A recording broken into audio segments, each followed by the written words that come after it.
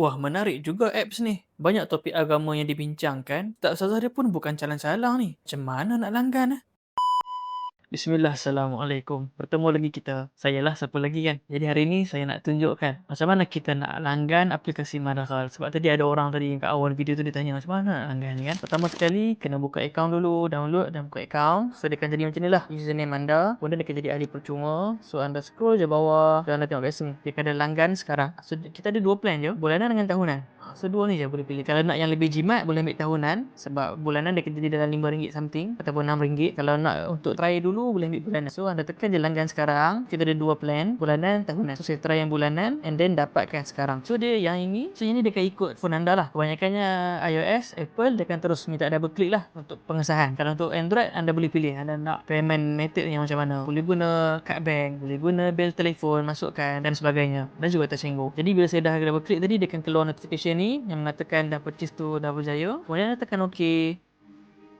Dan ya, so dia akan keluar macam ni. Ini penanda menunjukkan anda dah berjaya subscribe aplikasi Madkhal. So dia akan terus kreditkan lah setiap bulan pada akaun anda. So sah sehingga 29 Januari 2026. Ini sebagai contoh. Sebelum tekan selesai, dia terus jadi ahli premium.